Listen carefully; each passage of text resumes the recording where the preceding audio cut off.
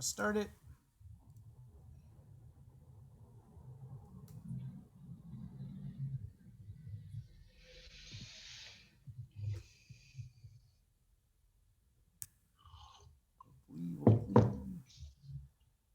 And welcome everyone to the Mechanics Institute April 2021 Tuesday Night Marathon. My name is Abel Talamantes, chess director at the Mechanics Institute, and joining me as always for the TNM, three-time U.S. champion Nick DeFermian, the Grandmaster in residence at the Mechanics Institute, and FIDE Master Paul Whitehead. And joining us for this round one and hanging out is National Tournament Director Glenn Panner. How's it going, everyone?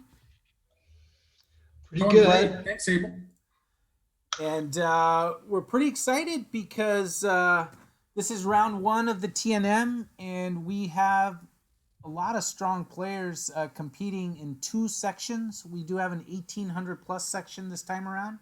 And just to read the names of some of the top players we have Grandmaster Gadir Guseyanov, International Master Brian Escalante, International Master Josiah Stearman, FIDE Master Kyron Griffith, FIDE Master Eric Lee, IM Elliot Winslow, National Master Rui Yang Yan, FIDE Master Max Gedajlovic, National Master Mike Walder, and Michael Wang, a 2100 player. That is the current top 10. And that's just the top 10 of the nearly 70 players we have for the April TNM. And the game we are looking at right now is board one, and it is the champion, Grandmaster Gadir Guseyanov, playing a new player we have with us, Samir Alazawi. How does it look for the defending champ playing white? I think it looks pretty good. Paul may want to. Oh, Glenn, can you comment on the last move? I think the game is over. Yeah, it is over already. The last move, which was ill-advised right there. I must disagree. I think that was an excellent last move by Black because the alternative was suffering. I guess he was completely lost in any case. Yeah. So I think Gadir's gonna have something to eat, watch a TV show or something, because he's got time between now and 8 p.m., which is the next round. Let's move on to board two, and International Master and University of Texas at Dallas student I am Brian Escalante. Oh, that wasn't it. There he is right there. He's playing black against Vishva Nanuganda, one of our Scholastic players, rated 1832. What do you see, Glenn? You're a pretty strong player. I'm strong, but hey, I'm not that quick, seeing it. We're having a conversation that, when you're hanging out here with the TNM, you can put your chess player hat on instead of us asking you about a bunch of rules and what you would have done in X situation. That is a great opportunity for me, and I love doing it because I get to sit at the side of the board watching, which everyone knows. Your rating goes up like 400 points when you're sitting by the side of the board instead of being one of the players. We tend to know everything then. We can always see the best moves. How does it feel, Glenn? Because you do tournament directing on the highest levels, and I imagine you're always getting asked about organizer rules or situations, but you must enjoy any opportunity to just be a chess fan, be a chess player. Yeah, I do. I haven't gotten a chance to do much of that. I mean, I've been a chess dad and watched my son play, which, before having my son play raid events, I got to say, I was a lot less sympathetic to other chess parents. Like, come on, just get out of the playing room. But you kind of live and die through them, your child doing it. Sure. But yeah, the ability the opportunity to watch high level chess is great. And I wish I could play like that these days. So do I. But what do you guys think here? How's Vishva doing? What does Alexi say about it? It's, I was giving a shout out to Brian being UT Dallas, so she was saying I sort of beat her to the punch because any opportunity she gets to give UT Dallas some love, she's going to take it. But I think I gave it already.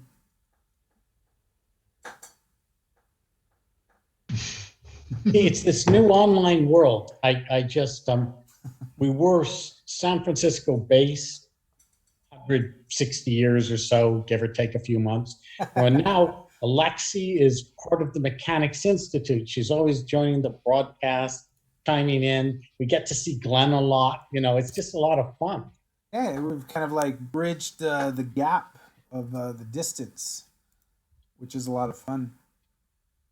Because you can be mechanics even from far away, right? You don't have to be San Francisco to be mechanics.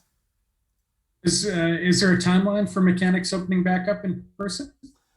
The institute as a whole or the library has just opened up with limited hours, so you actually have to make a reservation to go, but you can go in the building and look, check out books and use the computers.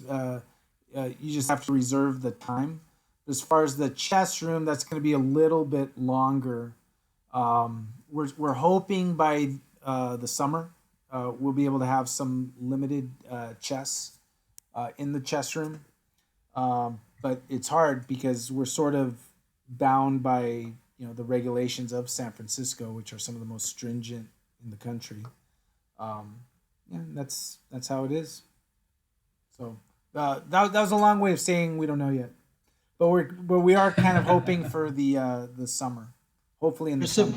Yeah, I mean the mayor and I think and health officials in San Francisco have talked about a full reopening in the middle of June. So right, June 15th, full reopening. Mm-hmm. I'm hoping that extends all the way around, right? If you say you're gonna do a full opening, that's gotta mean everyone, right?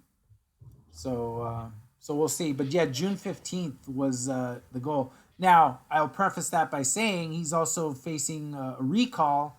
So saying hey, June 15th reopening is not a bad timing to say do something that voters are going to be pretty happy with. So here we got FIDE Master Max the Axe, Gadajlovic. That's looking like a pretty good attack. Ouch. I'd definitely rather have white here. Yeah, something seems to have gone wrong for Black. And if we go back a few moves, just see how this developed. I mean, it looks like he was Max was looking to break open the king side from the get-go. Yeah, there we go. And he just pushed, just like a pawn storm. And that's where we're at right here. He's playing Kevin Fong, an attorney here in San Francisco. Thank you, Judith. Judith giving some love to the camera setup. I thought I'd mix it up a little bit. Used the same setup this weekend when we covered the 2021 U.S. Junior Chess Congress together with Glenn Panner and Merritt Thorpe of Chess Weekend. Phenomenal event, successful event. We were all a part of it. Honored to be a part of it. Very cool. And we're going to celebrate it by doing more chess. Looks like Black's like a move behind here from being able to defend successfully. Yeah. One move. Did this come out of a King's Indian, or what did this come out of? King's Indian. That is correct. But it's unfortunately gone. You have to do knight f6 to defend, pawn takes f5, extra pawn, attack, everything you could ask for. Yeah, it's looking pretty solid. Let's go over check out a game from a player we know very well. national master and former World Youth bronze medalist Rui Yang Yan is playing black here. It's nice to have Little Red Riding Hood back playing former coach of ours. He is playing white, and that would be Coach Phil. Phil Wharton. And he's playing in his first TNM here online. That's great to see Phil back. Yeah, you know Phil. Mm-hmm. Well, what do you think of the game? Well, does white... I'm trying to play c5 or something tricky and cheap. Yeah, but unfortunately, c5 fails to pawn takes d4, and the white queen is hanging.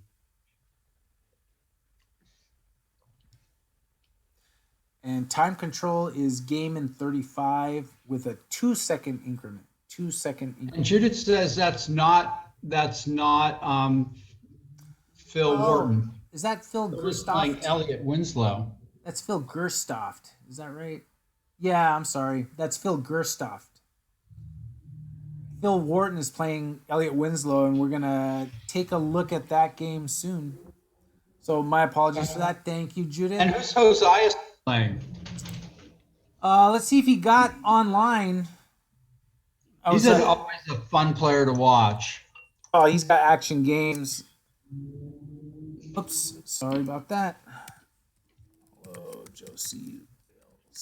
Yeah, we have to track him down. Who is the biggest up and coming junior player in the Bay Area right now, or in Northern California? Ooh, I mean that's like up and coming. Well, let's define that by what? Like someone who's sort of in the let's say that if 1900, 2000 range, or let's say you were in Vegas and you got to place a bet on any Northern California junior player to become a grandmaster.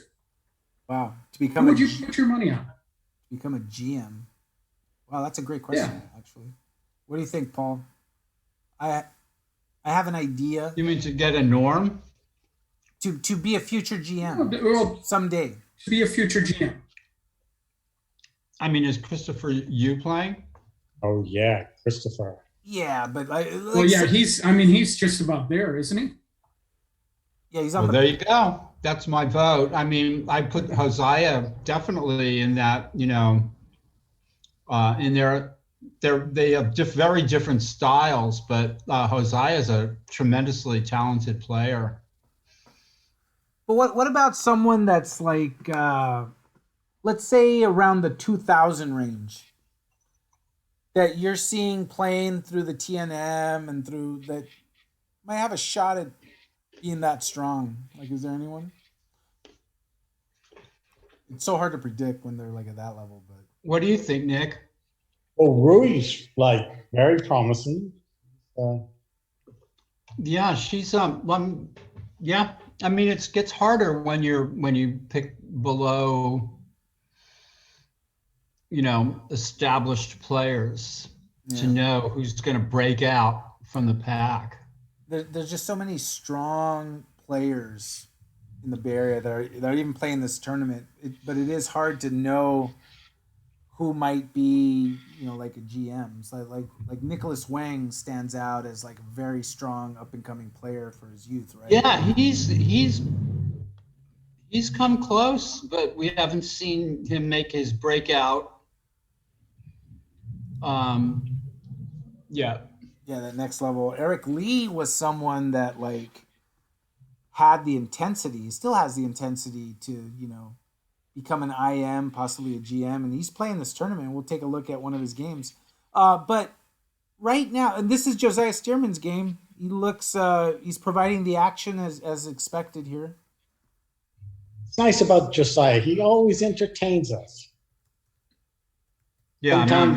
Sometimes bad moves, but you have a lot of life to them, and when they're good, they're really good.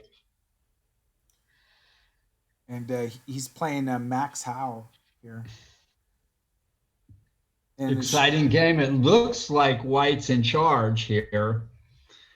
And He's up the exchange, and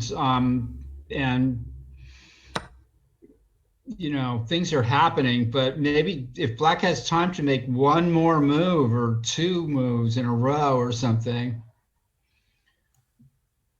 that just looks like it loses right on the spot because it's coming up as F7 check. Yeah, and Queen H8 is kind of scary to follow it up. It's mate, yeah. It's just a blunder, Bishop E6, I think.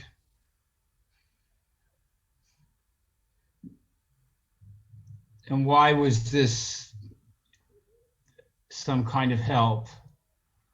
I'm guessing it was a miscalculation on Black's part. Yeah, just overlooking the obvious taking on C6, on E6. Yeah, but it was so bad in any case. There was really Yeah. no way out. I guess that's true. And then we're also expecting Max to patiently sit down and contemplate a move, right? Instead of blitzing it out. We know Black to be a scholastic player that a lot of talent, but can play quick. Only because I'm noticing this, I'm gonna go to this game, Paul, and you tell me if this username sounds familiar here. That's playing Black, or that's playing White actually. Flip the board. Do you remember that user, that handle? It's familiar in some way. I I have your cat. I have your cat. Yeah. And it's familiar because I'm pretty sure we saw that this weekend. Yes, we did. And guess who that is? And I pointed it out. It's a great name. I have your cat. Guess who it is? No, I don't know. I'm pretty certain it's Rui's sister. What a great name. It's like, okay, well, I guess I have to resign now because you have my cat. I have to somehow Right. pay ransom for it. Exactly. It's like, hey, I know you want to take my queen, but I have your cat. Right. So this is awesome if that's right. It's because the registrations came together, so I know they're from the same. Wow, I have to go back to this position because this looks kind of crazy. Back to Josiah's game. It's like white one, yeah. It's like they're trading punches, right? And we haven't even gotten to Elliot's game and Kyron Griffith's game and all that stuff. Kyron's taken 2 buys this week. So wow, look at this. Well, White's threatening Queen H8 mate. So that's kind of. I don't see how Black is getting out of this. I mean, he can't even play the knight F3 check because Rook takes F3. Right. Well, yeah, that's a detail that. And threatening Queen H6, Queen H8 mate is a threat, of course. Tejas Mahesh in the chat saying. Yeah, this is over. Speaking of wild games, right off the jump. I mean, let me go to this game. This is 2 scholastic players playing each other. This is board 4. Kagan Ooze, who is playing White, and 1809 rated, also played the Chess Congress, playing FIDE Master Eric Lee.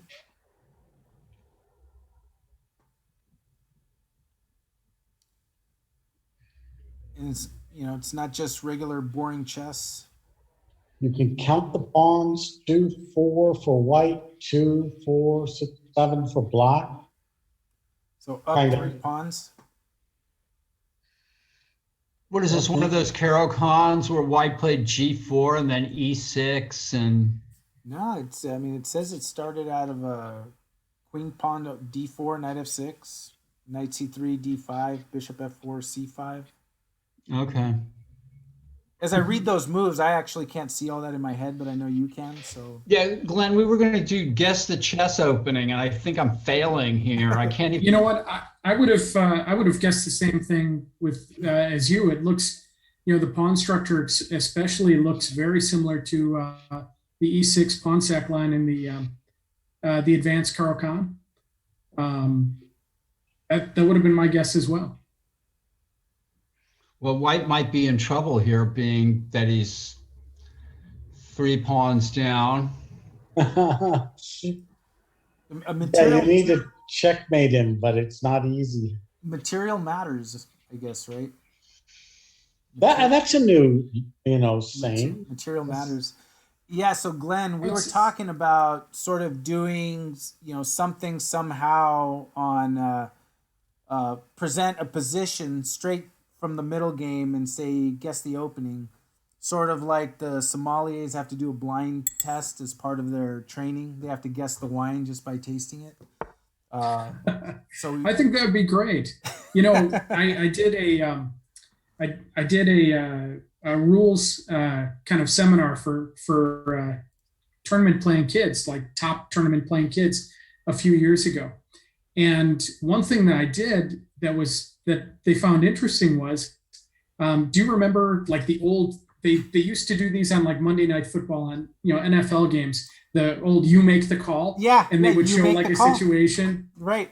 And Yeah. so I made 2 or 3 of those "you make the call" type things that would happen in a chess game.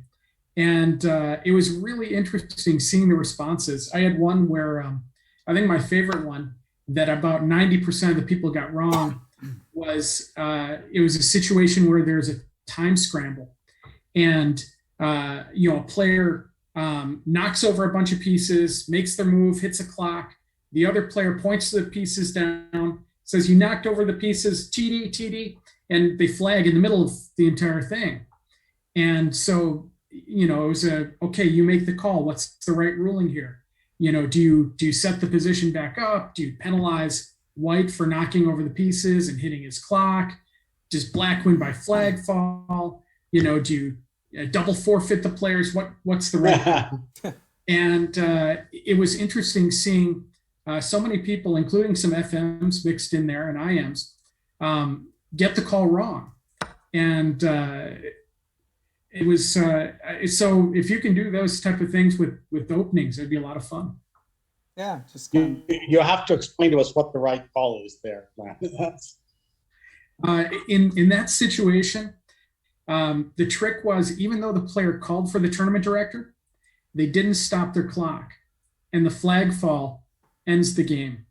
oh wow. So it was a very tricky situation with a whole lot of things going on. And when you can see the players like blitzing back and forth and scrambling and the pieces flying, and you get kind of wrapped up a little bit emotionally in there, it really adds to it shows the difficulty of sometimes making these calls under duress. Yeah. Can I just ask you, Glenn, if I knock all my opponent's pieces over and send the clock flying, and then he loses on time, then I win the game, right? Don't I? And in a case like that, that goes to TD discretion, and I would rule that by sending the clock flying, you actively prevented your opponent to hit the clock and make the move.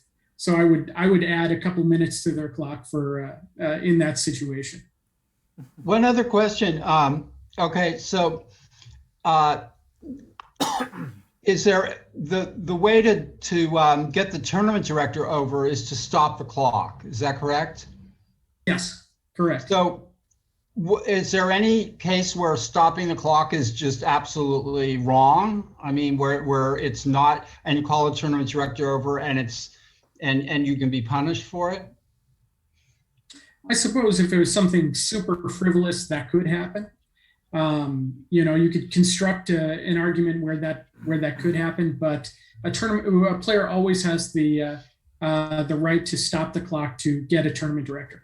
Okay, very good, very good. Good to know. And look at You know, that. Yeah, go ahead. I was in my younger days.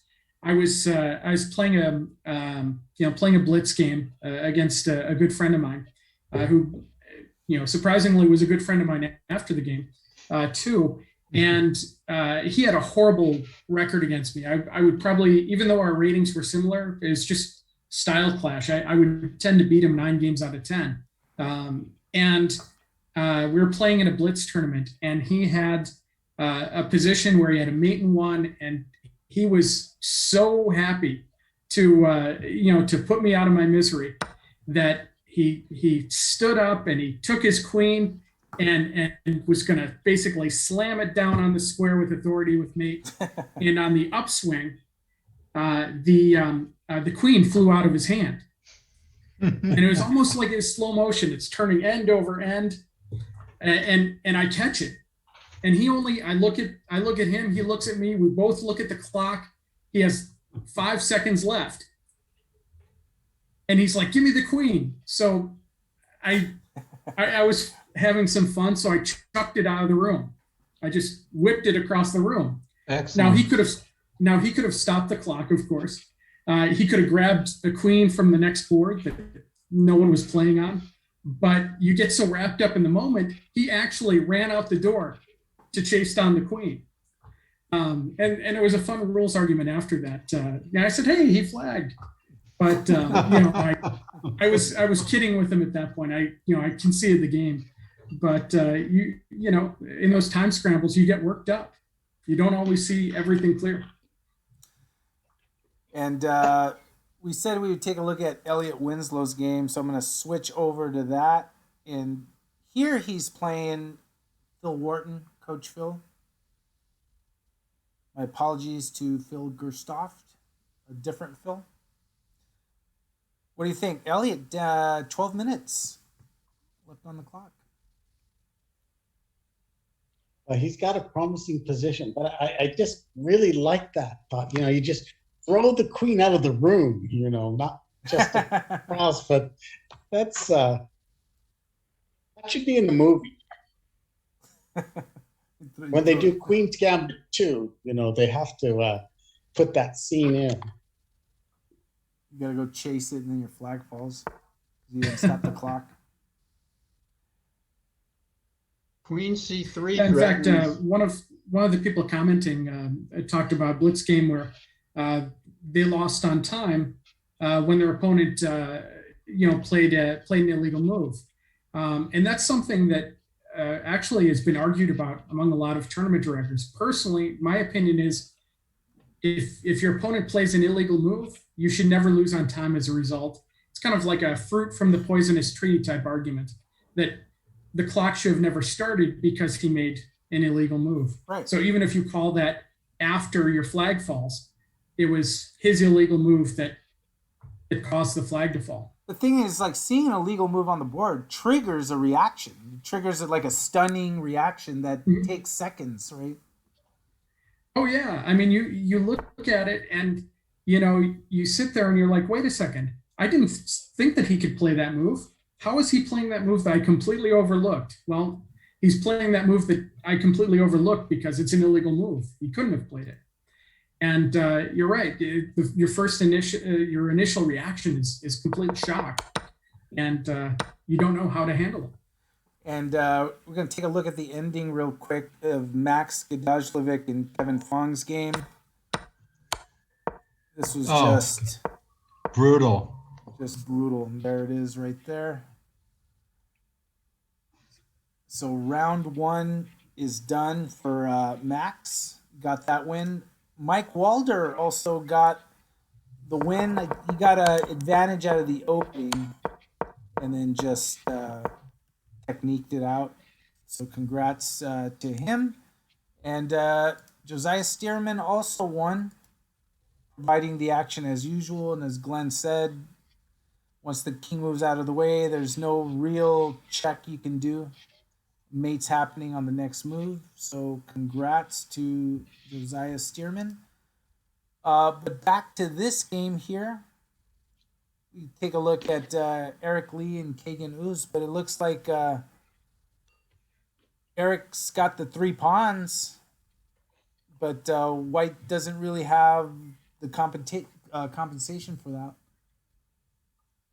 But it's still hard for Black to develop. So yeah, especially this is almost compensation. He probably has a pawn and a half compensation, if I were to guess. Obviously that the double D pawns and make it really hard to develop, and could wind up being very hard to protect as well.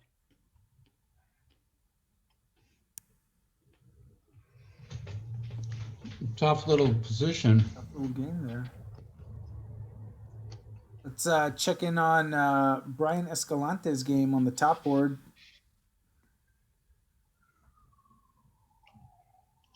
Against Vishva Nanoganda. Board 2, actually. Board 2. So Glenn, can I ask you, you're, co-organizer of the National Open this year. Al Lossoff, he has his Chicago roots, doesn't he? Yeah, Al's been all over the Midwest. I mean, he was, interestingly, he was at one time the president of the not only the Illinois Chess Association, but in his moving around, he was also the president of the Minnesota Chess Association and also Wisconsin as well. And then added his fourth state, Nevada, to it when he moved there. So he's been very involved all over the Midwest, and then he lived in Chicago, I would say, for 15, 20 years. Wow. And your ties to him date to those Chicago times? Yes. We met, basically when I started working with the National Open. Fred Grunberg, who you might remember, was the organizer of the event. And Freddie was a person who really got me started in organizing. And even when I first met him, when I was 13 years old, I was a junior player.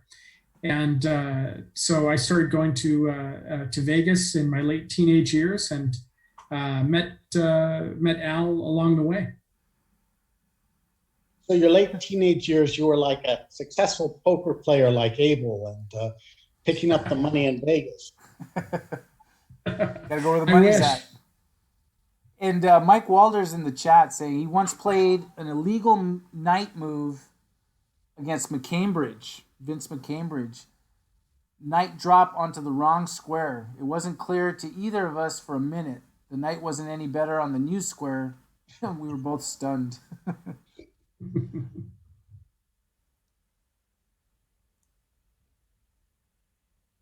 So what do you think of this game? I mean, Brian's up a pawn. I do not understand king to f2 at all. Unless white is really desperate for counterplay to play g3 or something.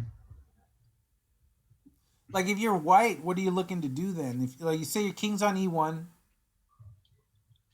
like what? I would have just passed, but maybe this is the right thing to do. I mean, you're tempting black to play rook d2, though. Oh, wow.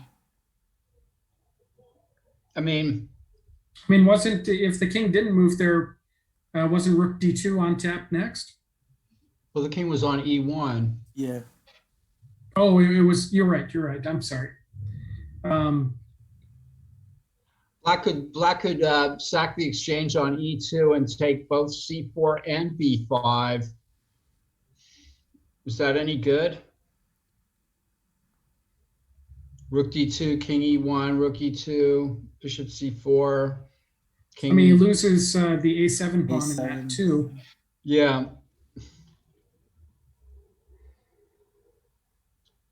Still, even so, black will, yeah,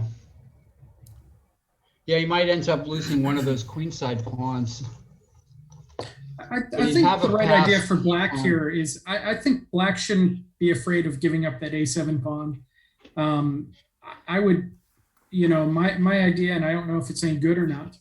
I do like black playing rook d2 and then maybe rook over to c2, threatening bishop takes c4 while it's pinned.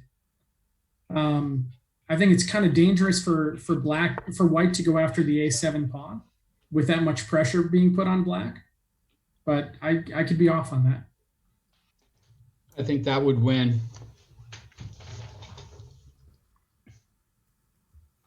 Let me check in on Rui's game. We haven't looked at that game in a bit.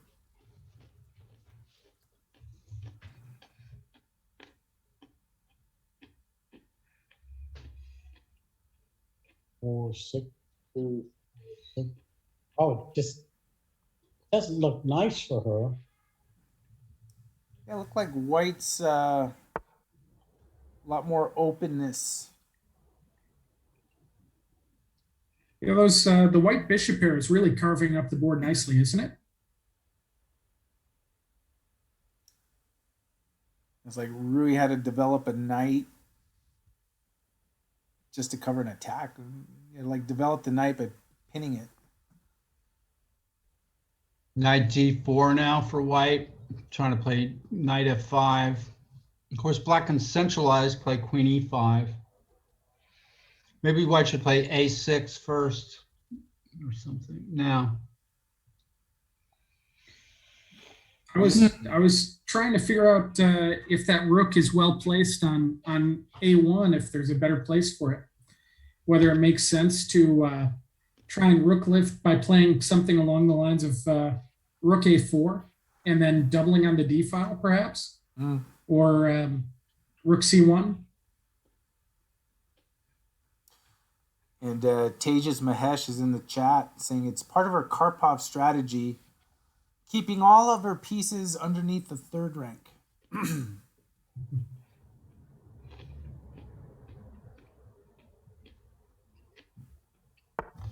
And what's It's definitely an easier position for white to play than black, though. yeah, I think black has some issues here.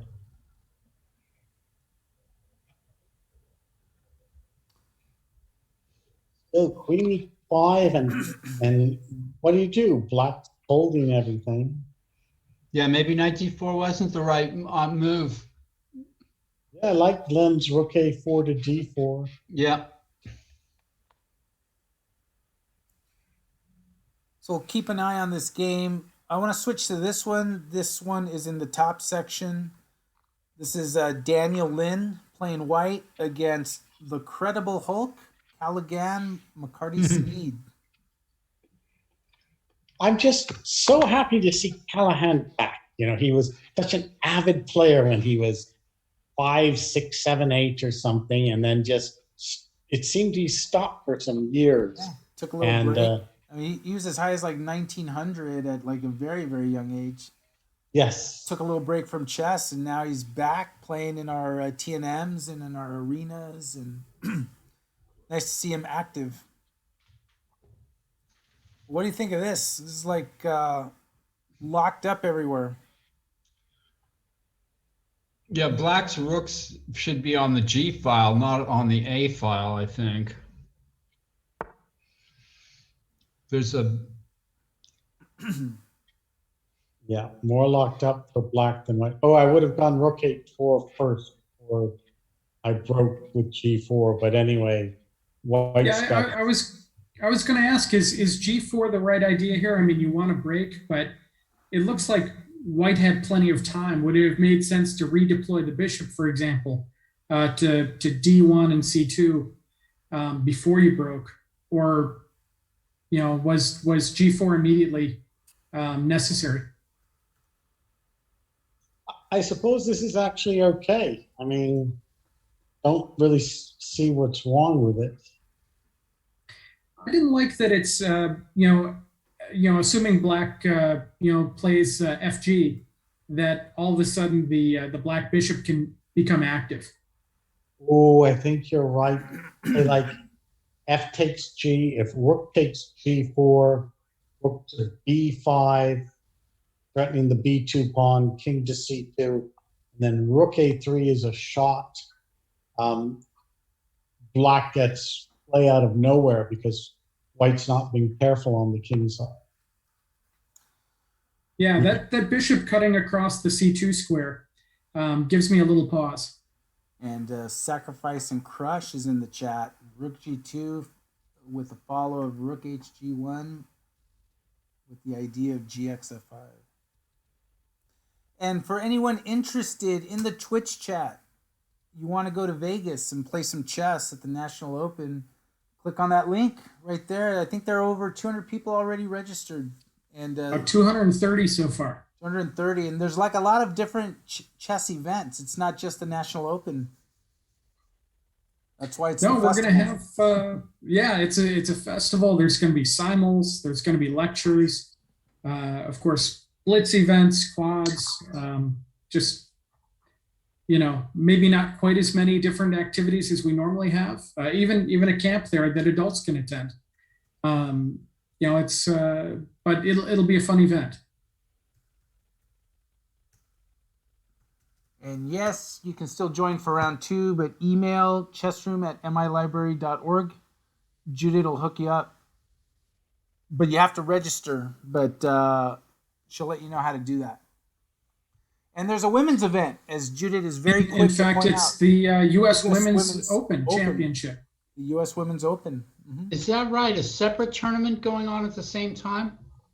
Well, it's actually the women's event starts on I believe Tuesday or Wednesday, the first day, and it's a 2-day event. So women will be able to play in both the women's event and can also play in the 2-day or 3-day schedule for the National Open. So a lot of exciting chess mid-June. Click on the link, get the dates. They have hotel, good deals on the hotel on site. And we expect a lot of people from the Bay Area to be there. So not a bad time to go to Vegas. Over the board, live chess over the board. So anyway, back to Brian Escalante's game here. Black's on the verge of winning. He's a methodical player, huh? I mean, Brian, he just slowly builds it up.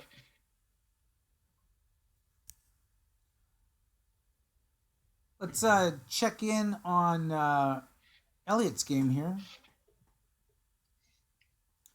A lot has transpired. Yes, Vegas is over the board. Yes, live over the board. I'm trying to adjust my lighting as we go along.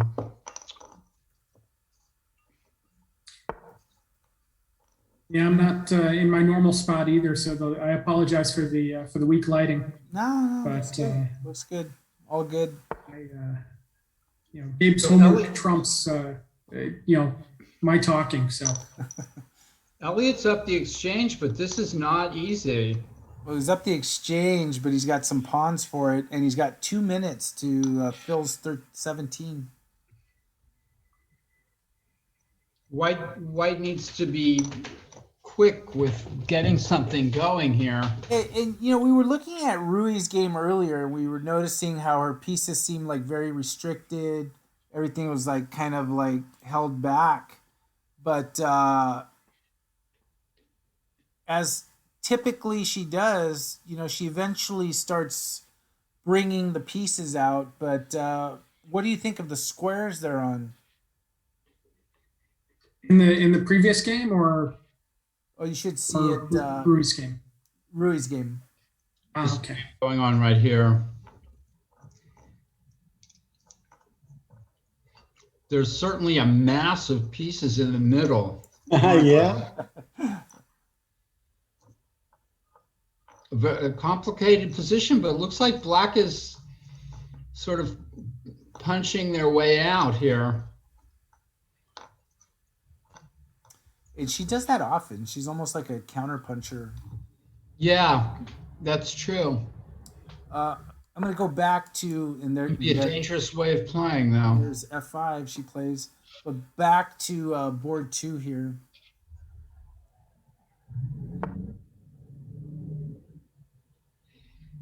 I think White's just waiting for the axe to fall, but And what's it gonna take for that to happen? Like what move? well, okay. From now, Black can. I don't know. It's funny that Black played G4. I mean, Black could have taken on F4, Nick. Which That created a Yeah, passive. arguments for both moves. Yeah. Black has pressure in any case, Yeah. and White's got some drawing chances to try to blockade things, bottle it up. So you want to play on the king side, but eventually Black will get play on the queen side too, pawn to a6, and have an extra pawn down there. But first, he's getting what pressure he can on the king side. And And there's always the idea of taking on h3 and then playing rook g3. I mean, does white have to play rook? If white plays rook h1, then black can play a6. Yeah, maybe white's so tied down to the king side, can't defend the queen side. Well, let's see. You could take on a6 and then play rook a1 check, king b7, and go back back over to the corner. oh wow. All right. So we got the registration, and that is Micro Bear, Eric Hahn, I think, that just joined the TNM for round 2. So we got another strong player joining the top section. So exciting.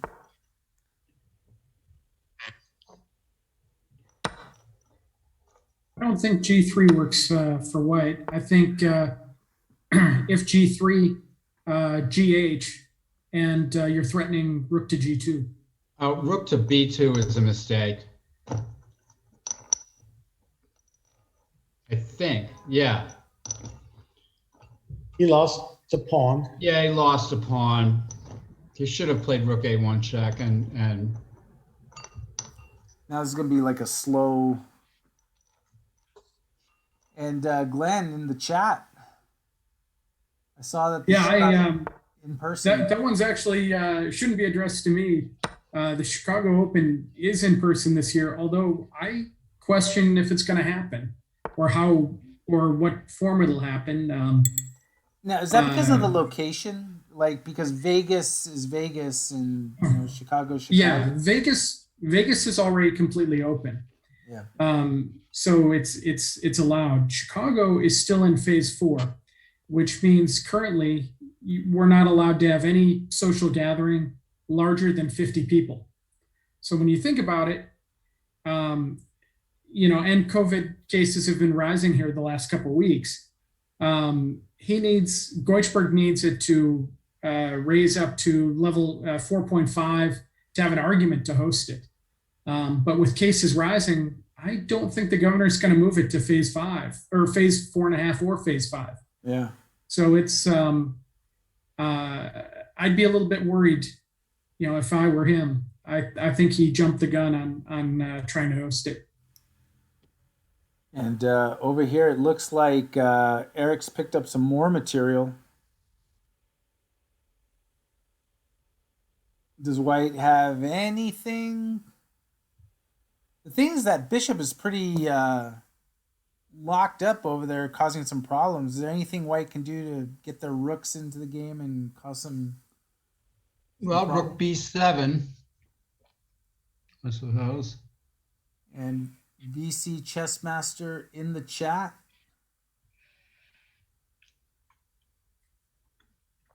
The bishop's going to come out fairly quickly because e6 is probably coming up very soon.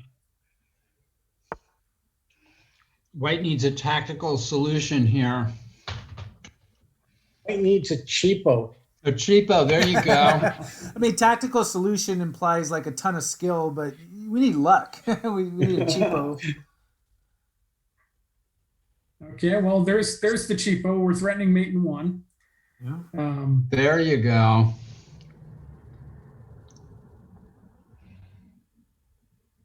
Not so easy. Well, you could go queen takes g5 check and knight f6, and you're kind of safe. But what's the fun in that? Yeah, the cheapo didn't work then. Yeah, I mean, I think that it's a little bit more dangerous, but you might even be able to, after queen takes g4 5, still get away with pawn to e6, because then the king has e7 it can hide in. Rook c4 is a cheapo too, because if rook takes c4, rook b1 check, queen takes b1 check. Black Isn't that the best way to their own respond with? cheapo. Isn't that the best way to respond to a cheapo is with another cheapo? Yeah, cheapo back. Look at this, queen takes d5 doesn't work either because of queen g5 check. Oh, which happened. Oh. Black's cheapo was better than white's, I think. White had a lot of ways to go wrong and chose one of them. Yeah, that drops the rook in the game there too. Yeah. Drops the rook with check. Look at that fork. Good old fashioned fork right there. Nice win by FIDE master Eric Lee. Checking on Rui's game.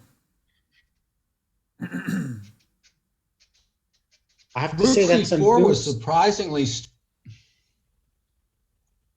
a new style of cheapo. You know, we're used to like our masters of cheapo doing that at queen down, but to do a cheapo when you're a piece or two up, it's a novelty. No, that would be a game that everyone could play. Is find the best cheapo. And Nick is referring to one of the most epic cheapos of all, FIDE Master Kyron Griffith winning the New in Chess Swindle of the Year with a game he played in one of our club matches against University of Texas Rio Grande Valley, where down a queen, clawed his way back against a strong player and just delivered just the cheapo of cheapos, which is a beautiful combination. We're proud of Kyron for that. That game needs to be digitized in the Library of Congress or something. It was like so good. So what do we think of this game? Both players were about 2.5 minutes. We should have like a swindlers gallery, you know, up in the mechanics or something, you know. Put their picture up, like they're like heroes. Yeah, swindler of the round, you know, like a mustachio, you know, on a black hat. Kind of tough for either side to make progress here. Looks tough for Rui. I mean, what if you? I mean, maybe queen h5 for white, or knight c6, but bishop e7. Maybe that fails. The rook takes e4, and you've taken all the threats away. Well, that wins a pawn. But the bishop on e7 would be hanging. Oh, actually does it. What about queen a2 check, king h8, take on d4, and then play queen f7?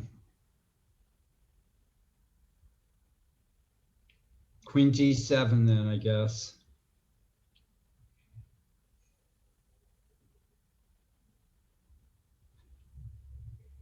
Looks like white's on the verge of something here, if they can find it. Find the cheapo. Look at that. Yeah, it looks like it's time for another cheapo. I agree. Alexis, what does a beard have to do with chess? And we were just talking rewarding someone at the Mechanics Institute that does like the cheapo of the tournament. The beard, the reference of the Old West, sort of the bad guy. Yeah, with the twirling his mustachio. Thank you, Sheesh Bogey, for following Mechanics Institute. And now white is getting down to a minute as it's getting complex, and white is using more time. And it's like Rui has a little advantage here because she's so used to playing quick, and she can blitz out moves and be somewhat accurate.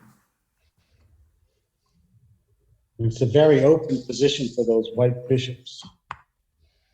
Yeah, this is not easy. If knight d6, rook c5, maybe.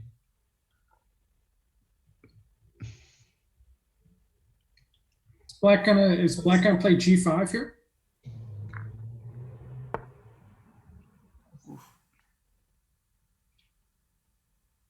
Well, yeah.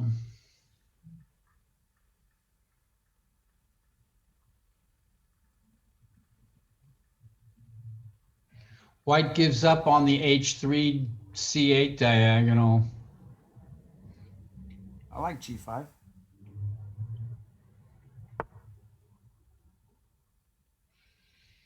G5, wow, that's incredibly risky move.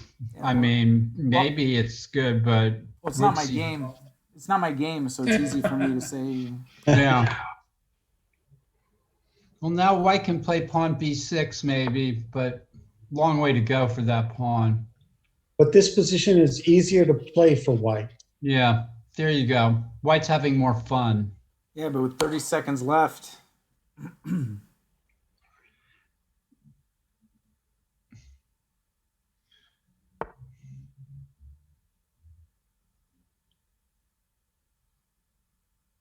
Yeah, perhaps just B6, get a pass queenside pawn. No. Well, now white could take on A7. That's greedy. Still takes queen B2. White can just, that might be the way to do it though. Black should take and get some counterplay based on playing pawn to E3. Maybe. Wow. Starting to look shaky for black. Maybe pawn F4. Good. Yes. Break up that white king side. Mm-hmm. Now, when you're low on time, go for the king. Ouch! Something's wrong for white. Pawn to E3, maybe.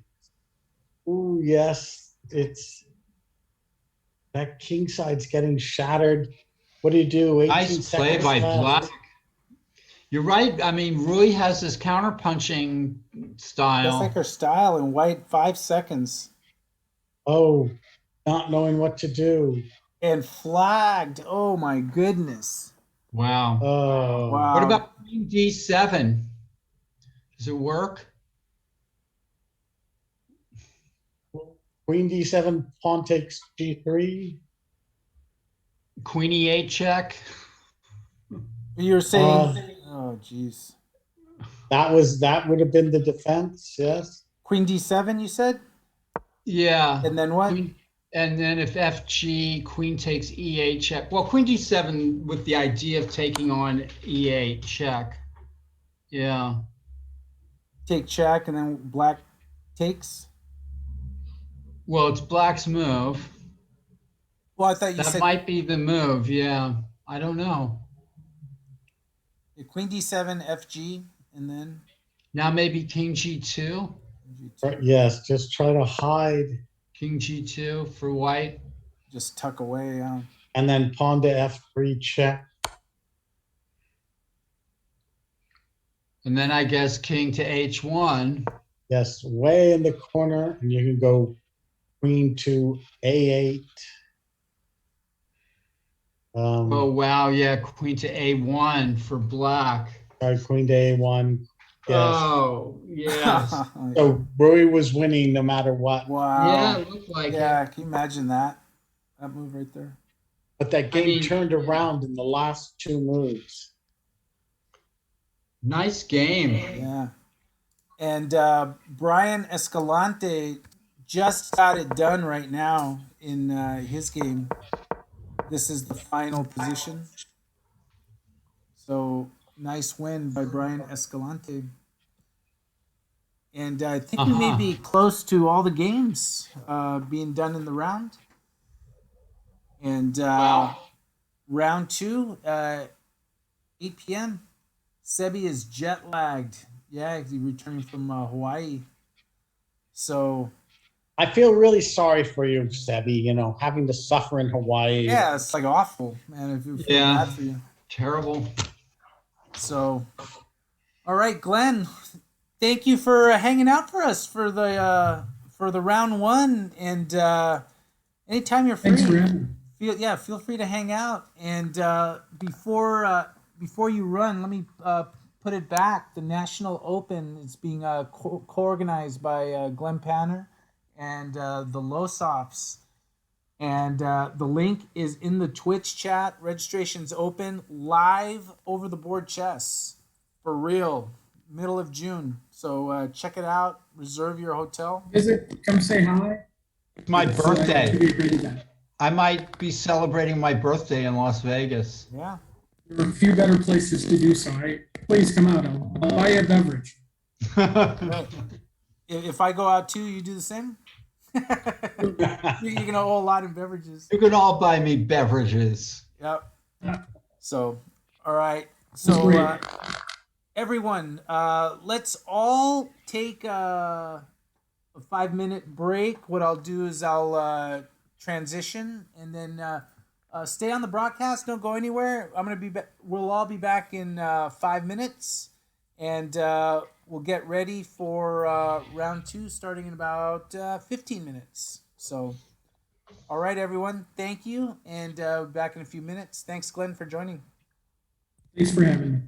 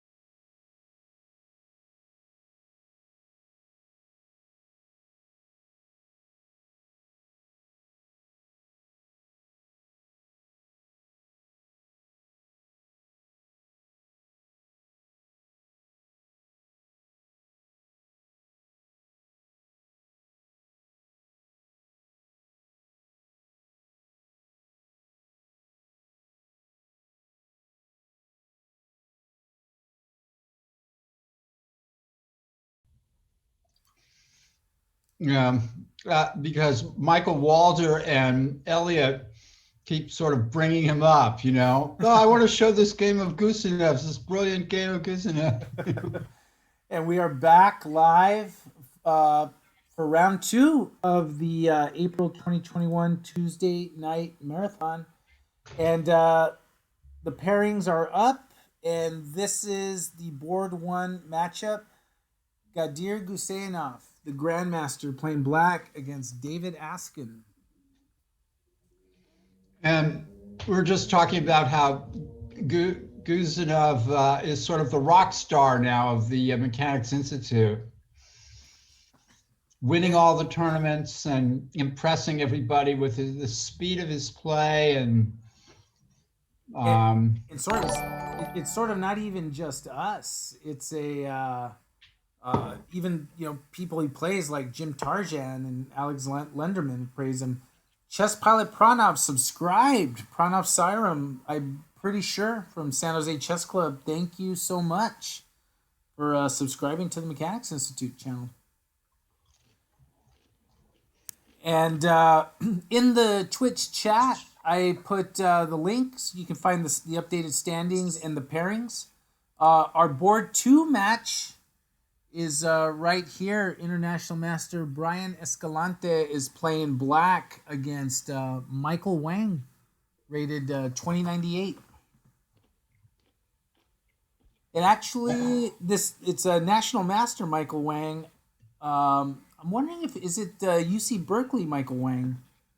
Well, this is already because if it's UC Berkeley Michael Wang, it's gonna be a tough match for Brian Escalante. We're getting some subscriptions here. Yeah, that is Eric Hahn, Micro Bear, who just joined the tournament too. So thanks for the sub, Pranav Siram from San Jose Chess Club, and Filet Ur, which is Eric Hahn, Micro Bear. So thank you for supporting the Mechanics Institute. And yes, Arthur Braden, we were speaking of Gadir Guseynov. Yes. Yeah, the man from the East, he came from the East. He plays from the East. He's like the player from the old show, Kung Fu. He just roams the earth. He roams the earth, kicks everybody's butt in chess, and then just goes on to the next town. Exactly. That's how he kind of reminds me of, I'm gonna show you my Kung Fu, and that's it, I'm just gonna dominate you in chess, and then I'm gonna go to the next town and I'm gonna do the same.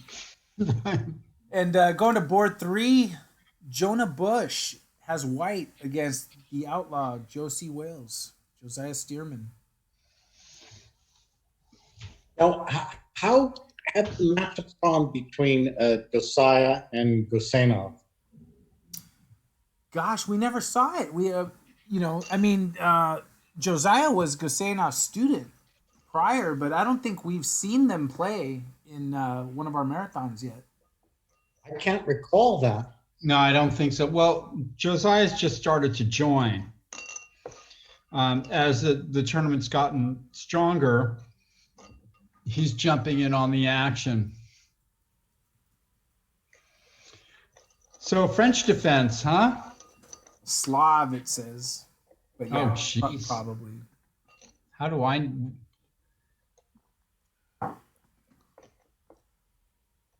So this came out of a Slav. Yeah. Sure looks like a French defense. Yeah, I mean, I'm really behind on my openings here. Oh, look at that. Wow.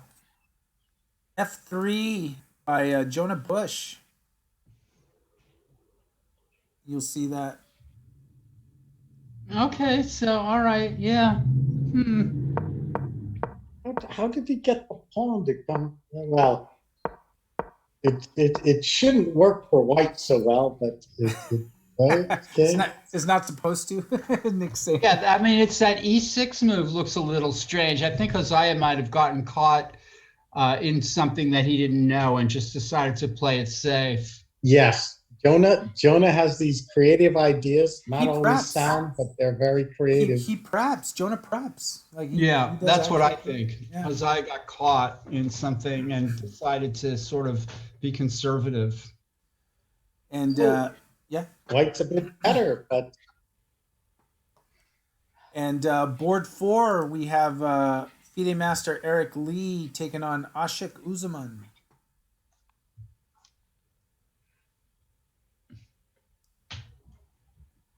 Feels like something wrong for black, though, no? A pawn down. White has the 2 bishops and more control of the center. Yeah, this is just going south for black here.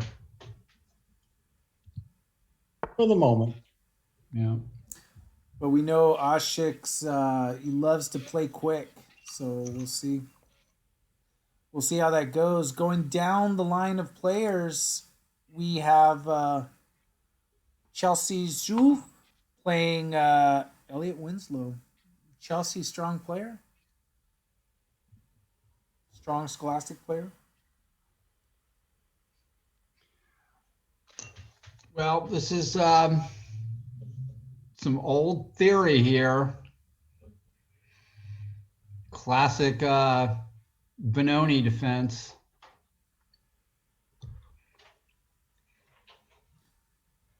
What's the right plan here for black? Knight d7 or knight a6? How do you know when to play knight a6 and how do you know when to play knight d7?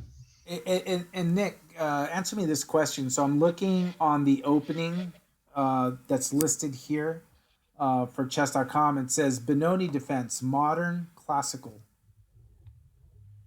Like, how does that make sense? Right? There's a modern or there's a classical. Yeah, that sounds like a computer-generated name. It's, I agree. It doesn't make a lot of sense. Modern, classical.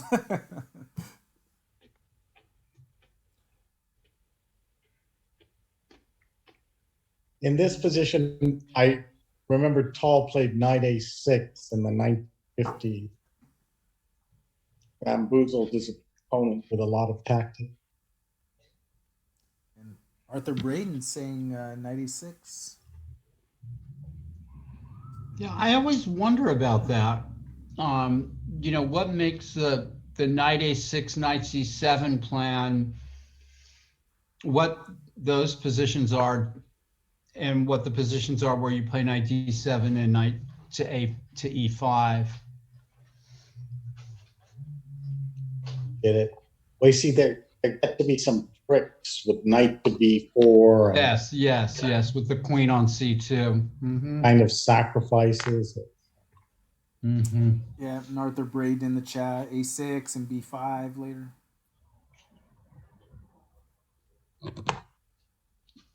And moving down the line and see Rui Yang Yan, who came back sort of in her last games, got white now against Jeffrey Wang. And Jeffrey Wang, a tough player, solid 1900. Well, black must be looking at bishop h3 here.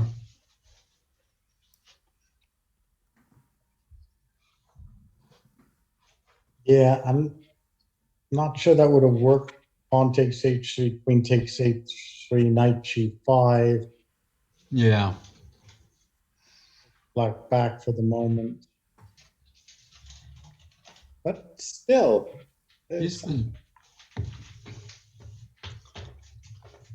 How do you unpin yourself here? Well, you play g4.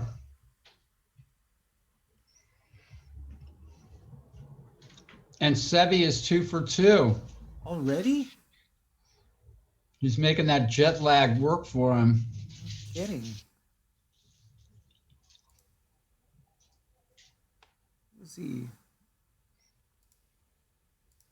let's take a look at what happened here. We got Sebi's game.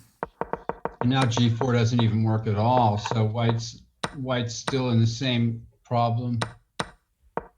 He was up material, but I mean, just blitzing it out. Oh, he caught Black with that pin right there. So there it is. Sebi having an early night, but definitely needed it. So now I can get some great rest and come back next week for rounds 3 and 4. Good job, Sebi. He's not getting any rest. He's joining us here. Hey, Sebi, congrats. And he's another one that played the U.S. Junior Chess Congress. From Hawaii. From Hawaii. Nice. And here we have... You can imagine him on the beach, you know, for scuba diving and playing chess at the same time. Got Rimus 11, Nursultan Uzakbayev taking on Max the Axe. FIDE Master.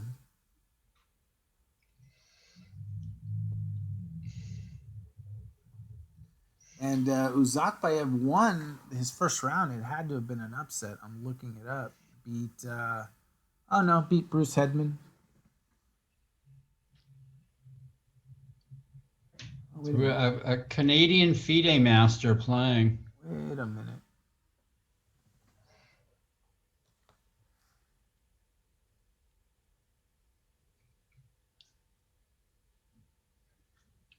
So how does Black play for the initiative here, Nick?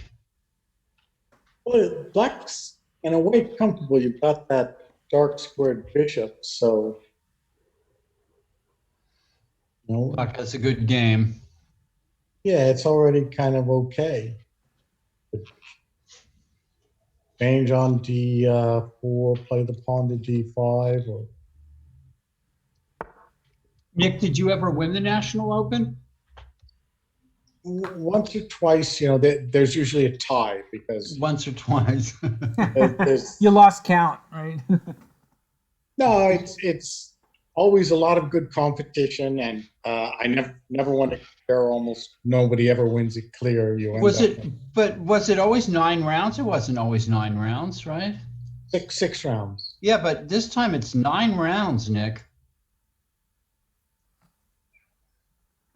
Really? Yeah, the open section is 9 rounds. Oh, I didn't notice that. And it's not like the U.S. Open. I mean, where you can sort of have a different schedule, and all you can do is take buys. You can't have the open section is just the open section. So you're thinking of taking a long holiday and having a serious chess tournament call? Well, I don't know how serious I'd take the chess. I think I would plan on taking some buys and Strategic just buys. What? You take strategic buys, huh? Well, I mean, I wouldn't. I'm not going there to win the tournament. I would go to take a vacation and play a little bit of chess and hang out with some of my contemporaries, meet some people, and Yep, I mean, a lot of people do that for that long of a tournament. They'll take buys here and there. yeah. I don't think I would. I'm not there expecting to get a grandmaster norm or anything like that. I would like to maybe study a little bit beforehand and see if I can get out of the opening alive in some of my games. But You know what's attractive to me for that tournament is they actually have an under 1900 section as opposed to under 2000. Not that there's that much difference, but I wouldn't mind playing. I don't think I would do if I did 9 rounds. I don't think I would do the long I would do one of the shortened days, the 4-day option or something like that. See, yeah, Because they have the 3, lower 4, and sections 5. allow that, and but the upper sections say the open section is 9 rounds periodosi.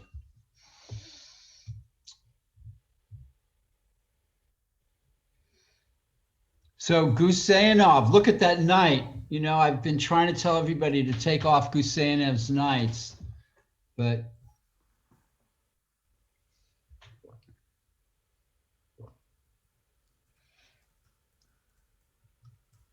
material is even, but looks like black is marching forward here. Yeah. It's a nice bishop too, that diagonal. Yeah, David Baskin's already in some trouble. As you say, he has to get rid of the knight. Yeah, and look at that, like one of the strongest knights ever. And haven't I been talking about Guseyanov's knights now for a long time? Yeah, they're worth 4 points.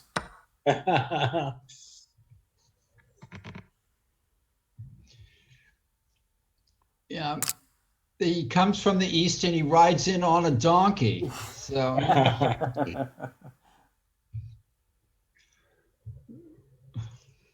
let's check out Josiah Stearman's game against Jonah Bush. Jonah looks like up a pawn, but as you would expect, Stearman trying to play some action chess here.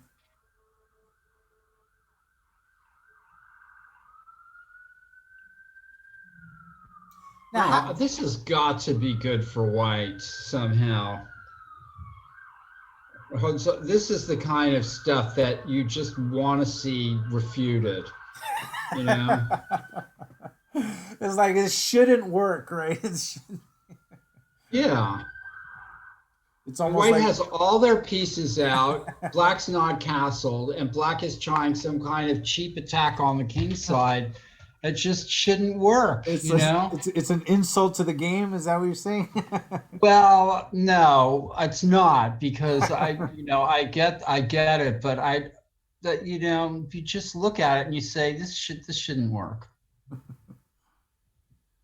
Josiah is so good at this stuff. I mean, Yeah, that's the thing, right? Yeah.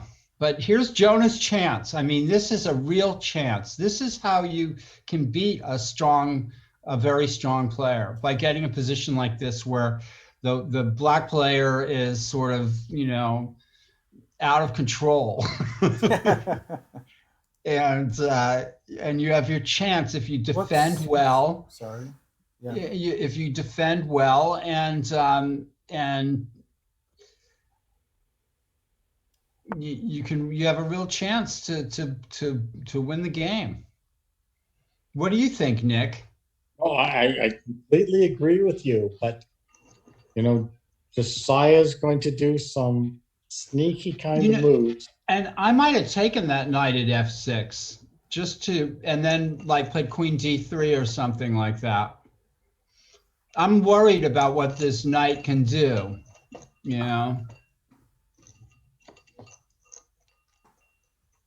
But maybe not. You having some pretzels over there or what? Yeah. Want one? You know what it sounds like, because you hear the sound of it. You sound like, you ever seen the movie The King Mutiny?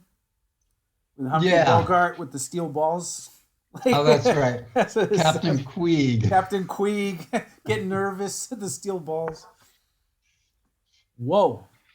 And Josiah, knight g4. This is what I'm talking about, right? Although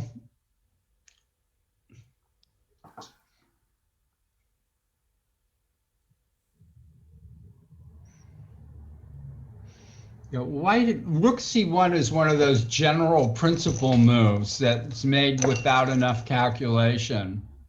Okay, but here's a good place to start. White has played principally castle, won a pawn, every piece in play. Josiah has not developed the rook on A8, bishop on C8. By all that's right and good in the world, he should be lost. I think so. But somehow he's generating these tricks. And I Brooklyn. mean, yeah. So White maybe could have taken on F6 or figured out that Black was going to move the knight to either E4 or G4. And what were you going to do about it? And what can he do about it now? Brooklyn Cyclone earlier was suggesting G3 earlier. Maybe just to kind of lock up that diagonal.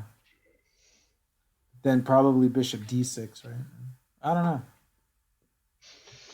So what's the move now for White? Well, what if you say you believe in truth, justice, in the American way? Okay, and say, Oh, I do. You do. Okay, how about something like queen to D3? Hey, Sal Matera is in the chat. He's Brooklyn Cyclone. All right, Brooklyn Cyclone. Yeah, Queen D3. There you go. Look at Hi, that. Sal. We need you to show us the way here. Oh, Queen D3 is looks like a crusher. I don't know if it's good, but it's saying I don't really believe you. Right. Right.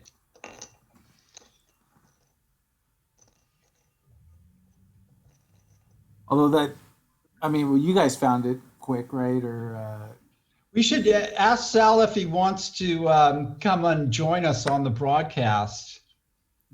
you should. I mean, it's late there. He's burning the midnight oil as it is anyway. So maybe he has nothing else to do. If you want to come on, just say, and we'll email you the link. He's all sure. I'm doing that right. Yeah, you're right now. You're basically on the broadcast, right? Yeah, that's true. So, yeah, here. I will get that to you. So here, does Hosea have knight takes H2? Is that the move? I don't see a checkmate there. I mean, you just move the bishop maybe back to G5. Right. But something like queen takes E7. I think queen to D3 would have really caused trouble. So bishop to G5, and then what has Hosea got? Oh, it's Black's move here. Yeah, knight H2. And Sal, it has been sent. We can have Chess Cafe during the TNM. Yeah, why not? I mean, you were just saying you want more cafe,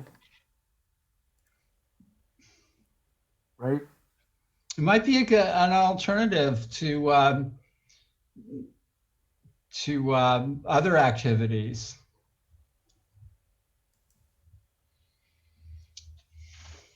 You know, I have to say, Josiah, this really didn't look like a good opening for you.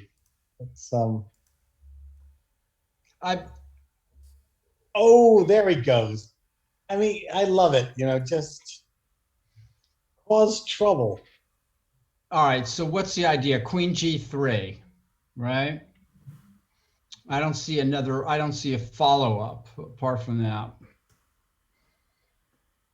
So maybe Queen G3 is a pretty good follow-up, though.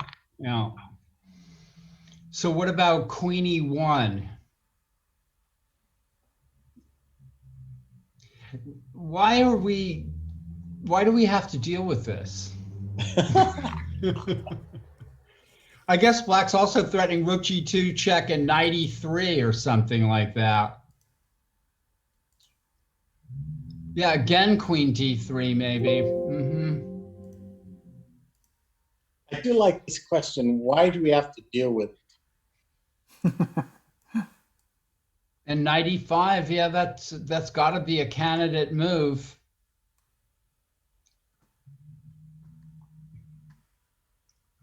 Bishop h4, black can play rook takes h4. And wins? Yeah.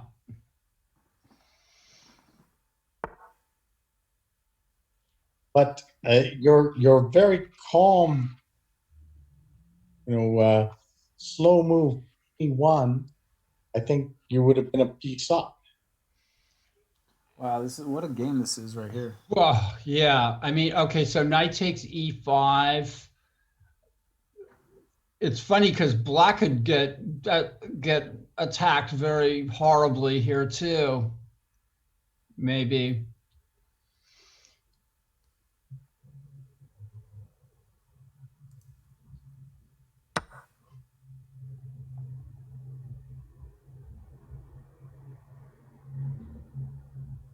Now rook g2 check, yeah. No, black doesn't do it. Okay. Maybe this is so does white want to throw in bishop h5 check, or does white have a move here, like bishop back to a3? With the idea of rook f8 check?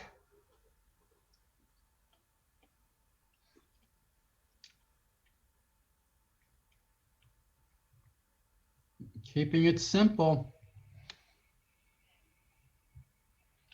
White's saying I'm going to be a piece up no matter what.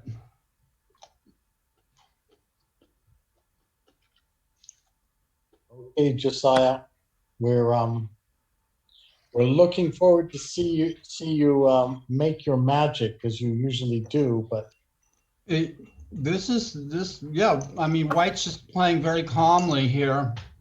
Now maybe bishop c5 or bishop a3. Queen g3 might be a threat. Rook f8 check. Yeah. Thing to do is not to panic. He has 18 minutes. And he'll use it too. Like, I feel like he'll use his time. I think white should probably be winning with some bishop move.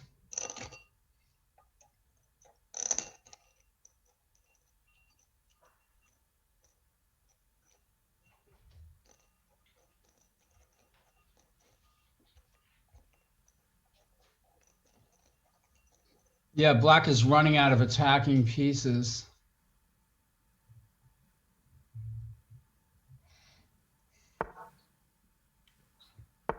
Bishop f6, queen g3, and then bishop h5 check.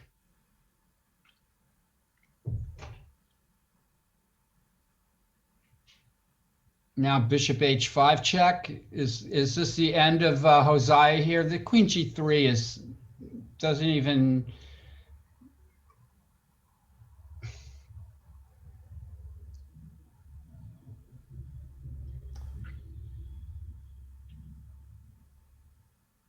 It's looking like a piece up. I mean, Bishop h5 and then queen f3. Yeah. That would be pretty good. You'd be up a piece for a pawn. I don't know what black's going to do there.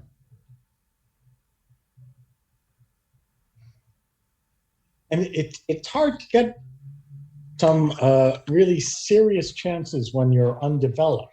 Bishop h5 check and queen f3. I mean, I think that's got to be it. I mean,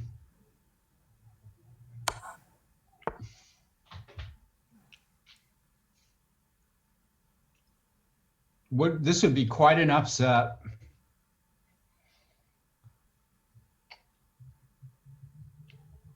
But has Jonah Bush been playing some really good chess lately? I think he's had some good games. No, he's been playing some great chess. He's beaten Elliot Winslow in the TNM, but even talking to him, I mean, when he was talking to Kyron, we had them both on, I think, at one point. He'd come on the broadcast. He deliberately studies, his chess away. He carves out time to do study and watch some videos, and like he's deliberate about his study of chess and improving. So it's it is an upset, but not really surprising because if another player gives you an opportunity, like what might have happened here, Jonah Bush is exactly the type of player that'll take advantage of that and cash it in when given an opportunity. Still some chess to go here, though, but Jonah Bush is not someone where you want to, open the door because, he can be methodical. And he doesn't seem like he panics, right? I mean, he might be outplayed, but he doesn't seem like he panics. I mean, queen f3, I think black has to go back to queen to d6 if he doesn't want to trade queens. But then what kind of position is that?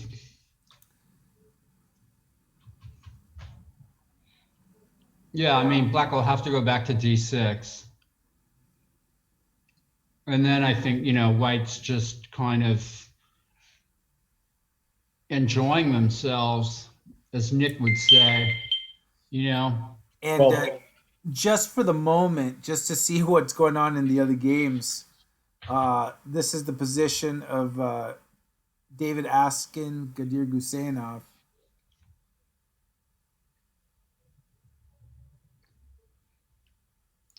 Gadir up a pawn, but it looks like David trying to put some resistance, but it's got that passed pawn there on e4. Yeah. And this is the game between Brian Escalante and Michael Wang. And I'm guessing this game, may play out a little tougher than Brian expected because we know Michael's a strong player. Yeah, but white is putting on the Ritz here. It looks like it.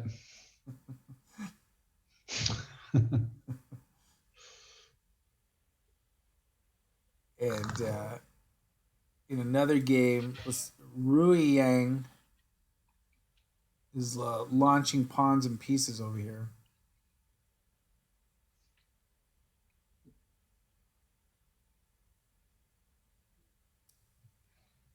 Almost looks like a game of Go.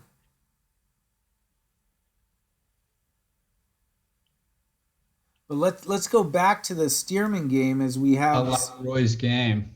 Some moves played. Oh, Josiah is in the chat. Something must have happened. Yeah, you're having a bit too much fun. Yep. So we're gonna move away from the game at the moment. Well, okay, yeah, we'll have to. But he's right, probably. Kind of flinging pieces around over there. But this should be a win for one side or the other. Very good, Paul. It's either going to be a win, it's going to be a loss, or it's going to be a draw. We're not allowed to comment, so that's a good, safe comment. This is kind of quietly developing, right, with Chelsea and Elliott.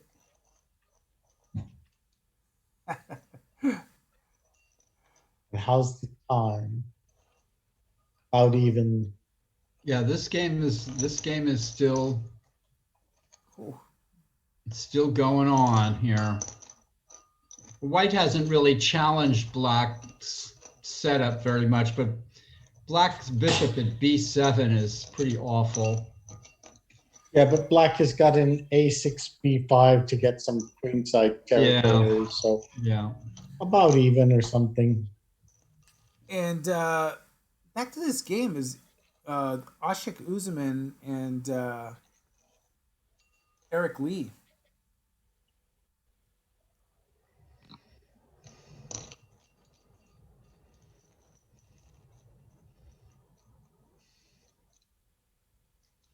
Well, Black has gotten some counterplay here.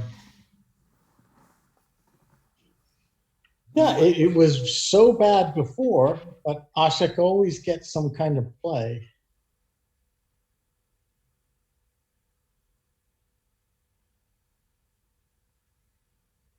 The confession booth. Like they have at the U.S. Championship, right?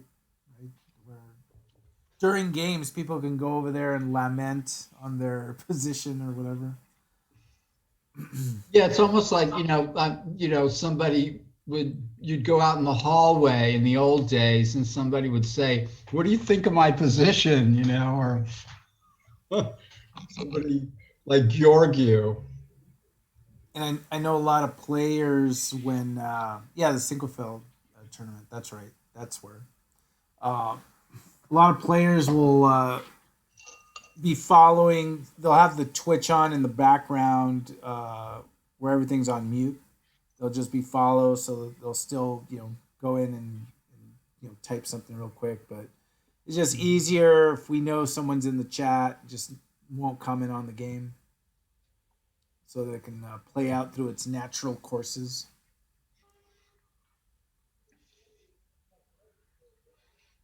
Going back to Tough little game here. Brian Escalante's game here. Ryan always plays such careful chess. He's not into these wild positions. Take a little advantage and just nurse it. The entire arena is like a confession booth for Paul and Nick. And we haven't even gotten started.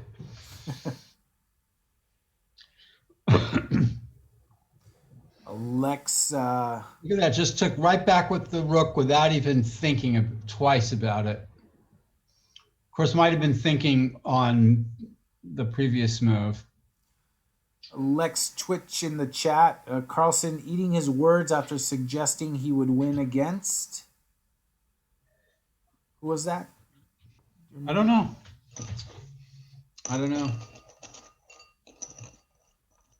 This must have to do with the. Well, isn't Gary. Black maybe getting a decent game here, or at least some counterplay? Anish Gary, says Alexi. That looks like a double-edged position. I mean, I guess Black has to throw in knight g3 and then rook f3 and take on d4 and f6 or something like that, and I don't know.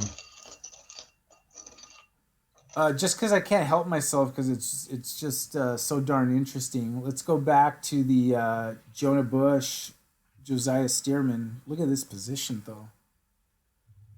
Yeah, you can be sure that Josiah is going to be trying to muddy the waters. He had to trade the queens, which dampened his chances. But okay, he's got a couple of center pawns. And that's the thing, like muddying the waters. I mean, look at those two center pawns. Yeah, but they can only go so far. I mean, they're just pawns after all, or what? They're just pawns in the game. The whole game of life, yeah. Aren't we all? We're all just pawns.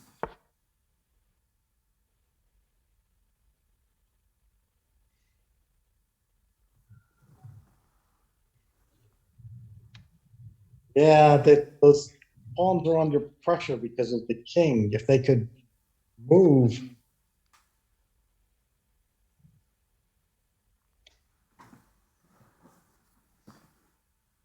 Yeah, Arthur called it. White would probably win here by playing rook d4 and bishop g3 check.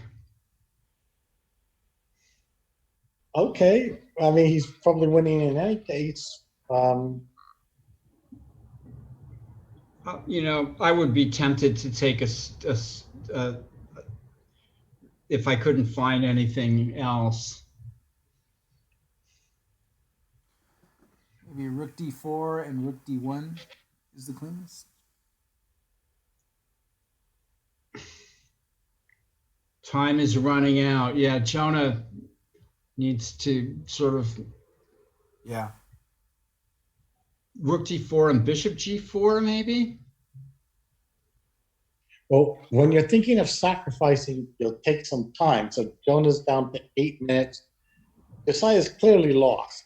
But see how wonderfully sleazy he is.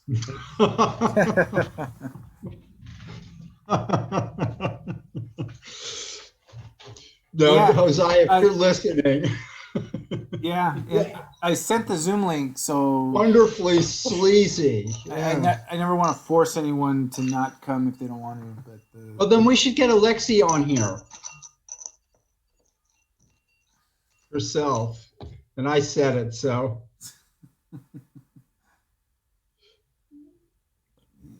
here, Rook d4. well, let's wait because what we can't have is like 4 or 5 people come on and then That's true. join those. Easy for Paul to just throw out, oh, come join, but there's some behind the scenes work that needs to be done with the cameras. So. Yeah, okay.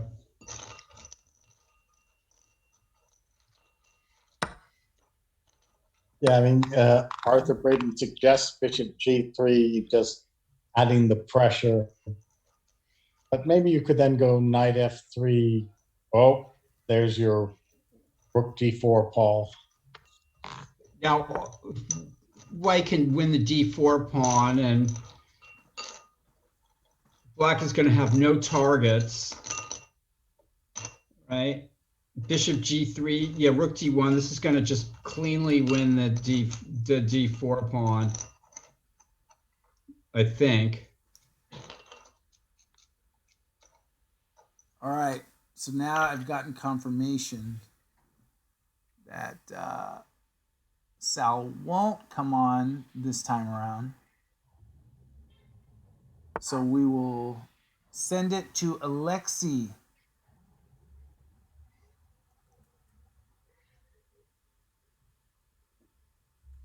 So king c5. Oh, black goes on to another.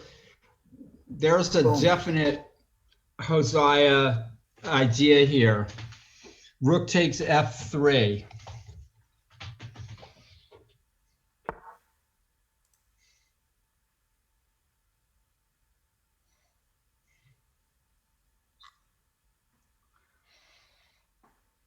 That's a little passive. Why not king f2? But okay.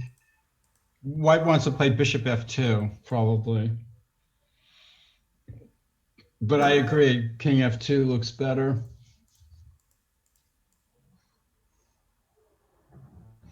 So what's Hosea going to play? Rook h7 here, but then white can play rook d4. So rook f4, that's probably the idea. Bishop f2.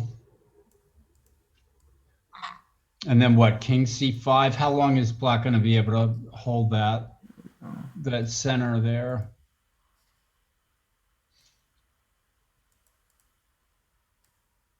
Well, this was nice of this rook d4 sacrifice. White has the initiative. You know, of course, white's better, but it's also much easier to play the white position now because you're the one who gets the threat. Yeah, it's got that good practical thing. So if you count the points, technically it's even. Not really even, but a rook and a pawn, 5 + 1 is 6 points against the 2 bishops. But look at these bishops, and this is, black cannot be happy here. Hey, Alexi. Hey, am I on? You Heidi. are on. I'll fix the. It'll all look right in a moment. Okay. I had you prepped and ready to go, so it should be quick. What do you think of the action, Alexi? We got some players looking to play tonight. Yeah, it's been great. I've really enjoyed it. So, and good job, commentary team. Thank you. So king e2 and king d3, like Sal says. Black has no infiltration points here. Those are some good looking bishops. True, yeah. So, I mean, in this kind of position, I guess you're just thinking about giving up a bishop, giving up a rook for a bishop and hope, but. Like, hope to hang on, right? All right. There we go. With Jonah with 5 minutes left. This is great. Getting on right at the time scramble. And that's gonna be the challenge for Jonah, right? It's like navigating this while Rook g2, Nick? time ticks. Is rook g2 good? It's also not good. Nothing's really very good. Because white can play rook d2 at the end of that. Yeah, that's lay a piece down. But here we're going to see Josiah working. Always finds something. Yeah. He doesn't care that he's lost.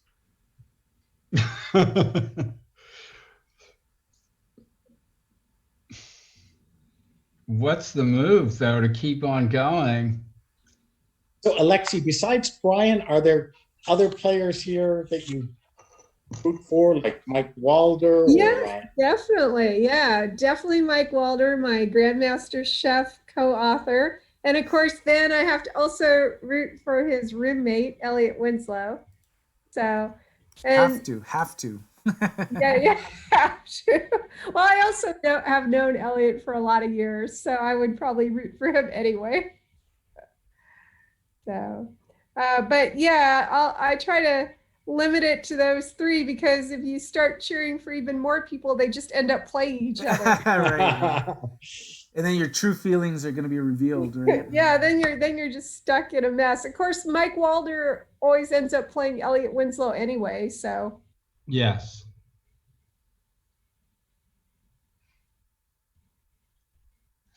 Well, he does it. He's trying to confuse white here. What's the right continuation? You think? Bishop takes g2, rook takes f2, and then rook d2. Aha, defending the bishop. And then that should be and that's got to be the end of the game, just about. Followed by rook c2 check and, I guess, winning a pawn. He of little faith. That's see how immediately he played rook back to f4 and guard his pawn and he has a lost ending. Opponent has 4 in some minutes. Mistakes will happen. Yeah, and Stearman was going to be looking for that that slip up in time pressure. Oh, this is Well, a good I like rook e2 because I think rook e5 is coming. Yeah, that's a good move. I like that. Mm-hmm. I mean, Jonah's play has been very, very fine so far as I can see. Okay, now we can't play rook e5 immediately. Oh no, maybe bishop h1 first? Or bishop f3 first? I don't know, something. Maybe bishop f1, or bishop h1, sorry. I don't know. I mean, I could see some moves that'll make white think, like, what am I, I got to be careful here. Yeah, in the chat, bishop h1, bishop rook h5. That's true. That could be annoying. Like, I would check the king back first and then play rook f2 or something like that. Okay, and give up on the whole. Well, fifth maybe plan. this direct stuff isn't working. Mm-hmm. Rook c2 check, king g6, then rook f2 maybe. Yeah, what about the idea of would something like A3 and B4 work, or was that trading too many pawns, like trading the B pawn for the D pawn? That might be trading off too much, right? But What do you you need think, Nick? you need at least one pawn Right. to Okay. win the game. Yep. So we better not trade those off. What's the road to victory, Nick?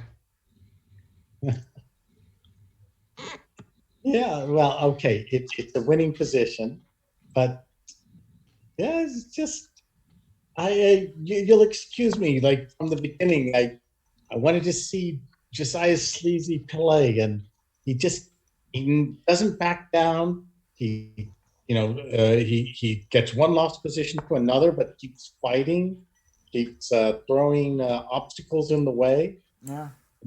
Now you're in an end game, but hey, just All right.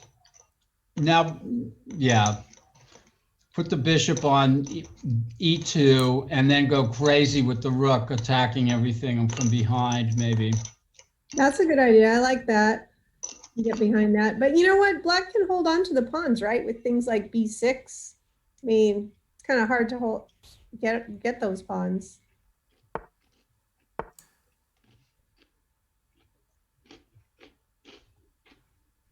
hey, so he Wow, puts Black's those. trading those off. Oh. The According to 18 Nick, pawn. we can't trade him, right? So yeah, B3, I guess. Oh my, Oh look my at God! Look at that! Oh. Yeah, B3, rook B3. that. Classic Josiah. What a sleazy move. Sorry. can Excuse we me. can we even stop the pawn now if we take? Is there we can't, can we? No. Oh, well, that's just depressing. I'm sorry. King C1. Wow. We just lost a pawn then. Yeah. That's really sad. You have to look at it that way. I just lost a pawn. Yep, we lost a pawn. Now you'll hate me at this point. I'm asking who's playing for the win now. Yeah, right. Yeah. They're saying in the chat too. Is White has to be careful not to lose. There's money on black in the chat. Yeah, the chat is going for black now. Red of rookie one. That's annoying.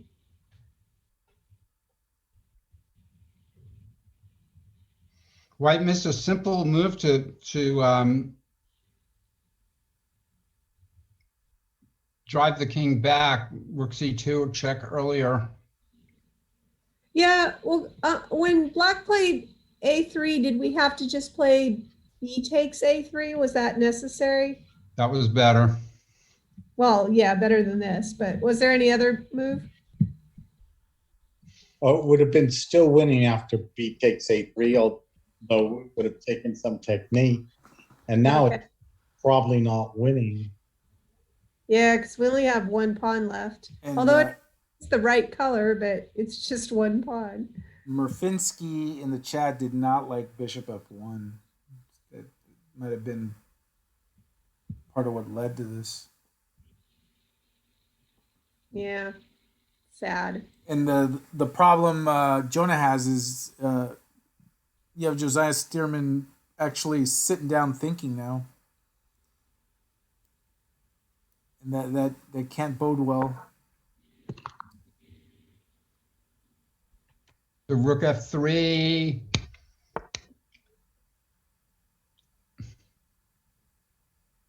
Now Josiah is a very tricky player. It's true.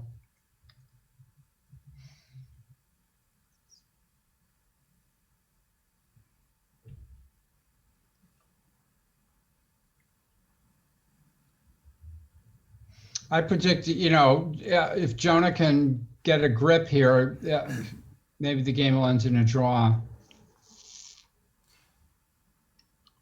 And as oh wow.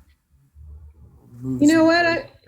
I'm going to put an article I wrote in the chat, and this was a game you all might remember where Josiah and his opponent in a U.S. amateur team tournament. His opponent had a draw and resigned on the move. I read about it in an article. Now that is tricky. You remember that game? You guys were commentating on I it. think I do. Well, Yeah, that's why I saw it and put it in my article. well, you know the life of a chess commentator. We don't, games come and go. Yeah, well, this one was at the U.S. Amateur. Oh, actually, no, I take it back. It was the U.S. Amateur Team North, so it was Rabin's Twitch stream. But this guy named Nathan Holzmuller reached a drawn position against Josiah Stearman and then just resigned because he hallucinated. Right. That's what reminded me. Hosea's got a bit of luck, has a bit of a lucky star.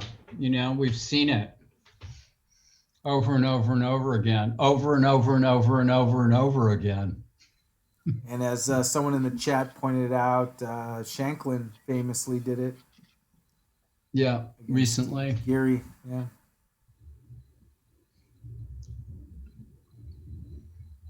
So what happens here? B4 threatens B3. Or maybe you go G3 first. Oh, well, that's what was played, D3. I'm not sure it's good, but it's not unexpected. And with Jonah low on time, Josiah is very pragmatic. He throws in the unexpected move. So King D2, King C4. Is that the idea? It's so annoying because white pieces are so tied down now. Like they're not, the bishop isn't doing much and it's tough. The pawns are pretty strong. But maybe you just win that D pawn. Well, Paul's right. You can defend it with King C4, right? I guess then rook F4 check, pawn to D4, rook Right. to F8, and you're going to get a check on the C file to Okay. away.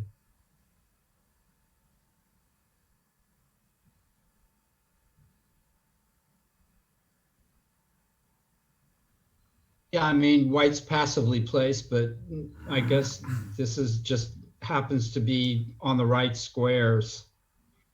Well, that is good at least then. And just to recap, Guseynov did win against David Askin. Really quick, this is the position: Brian Escalante against Michael Wang. He's up. Escalante is up material and has Black's King boxed in over there. Yay! Mutual attack going on here. And then this is the game really quick. What happens after Bishop G3?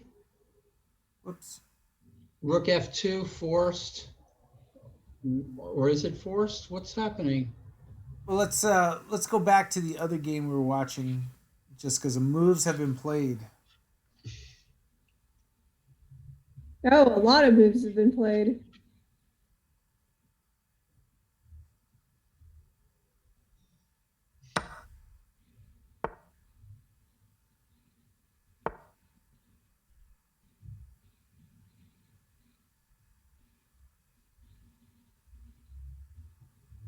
Now Rook G1. Oh, A2, huh? I think white survived this a bit better than I expected. Like, isn't white surviving? It's going to come down to the wire. Okay. Maybe not.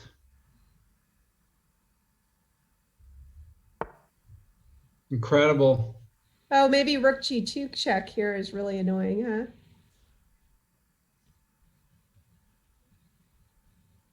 King A3, maybe? Well, that's what was played, but I'm thinking rook G2 is also going to be unpleasant when it happens. I think white's losing. Yeah, Incredible. so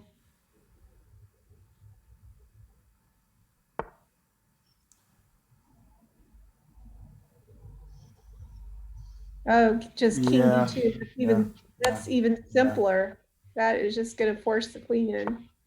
Yeah. Oh, and rook g2, the move I wanted. Yay!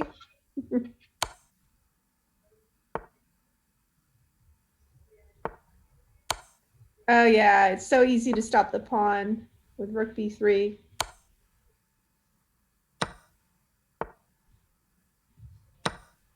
Oh wow. Yeah. White's just giving up now, I guess. And the d Wow, pawn. what a comeback there. Oh, Yeah, black wins. And Stearman in the chat, Paul O ye of little faith. Well, at least I didn't call you a swindler. Hey, back. Wow, look at this game here. That was all forced. all forced. That was a great game. You've got a tremendous style. Yeah, a lot of fun. We basically covered your game the whole way. Almost. Yeah, it's exciting. But look at this, another action game here. Both players are playing for mate. And Oh, wow, Brian can be in trouble here. Yeah, I There's know. at I don't least- like that queen g3 check coming for black. There's got to be at least a draw here. Yeah, boo. And Josiah, I was hovering over the resign button after Queen F3, then had to play on for Nick. Aw. Well, I appreciate it, Josiah.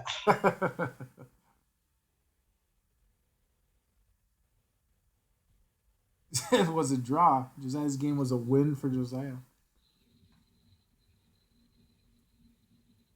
So where's the win for white here? That's right. Let's find a win for white. Sounds like a plan.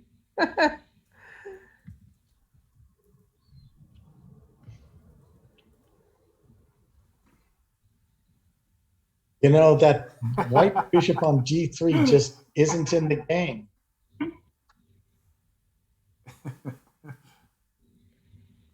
I mean, white can play takes on g7 and then queen d8, rook g8, queen f6 check, rook g8. And then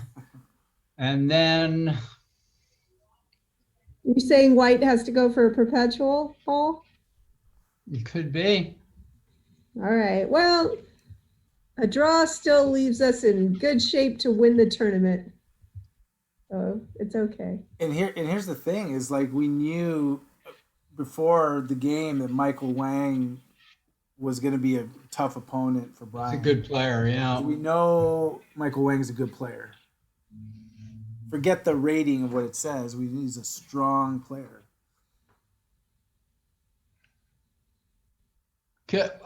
So can white? No, white can't sacrifice the exchange on f4 because that's going to open up the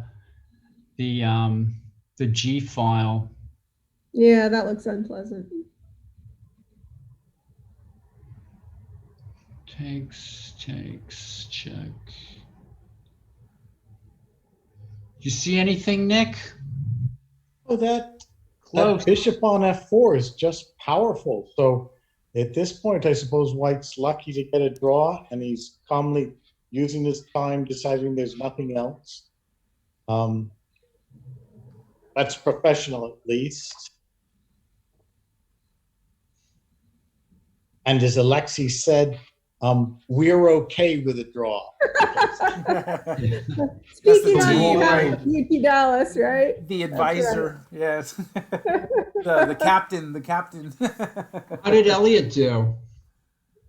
Elliot, how did he do? Oh, still playing. This is the game. Believe it or not, all this time, this is the position.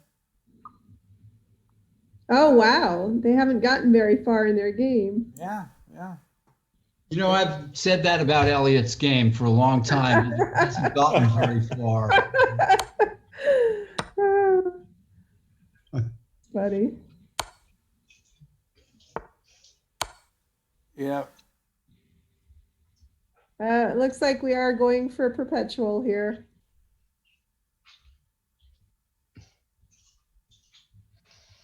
Maybe he's trying to get black to go to H6 or something. Oh, that'd be fun. Maybe black could do it.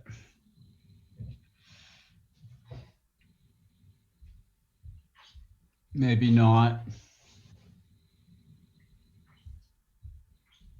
Rui won her game against Jeffrey Wang.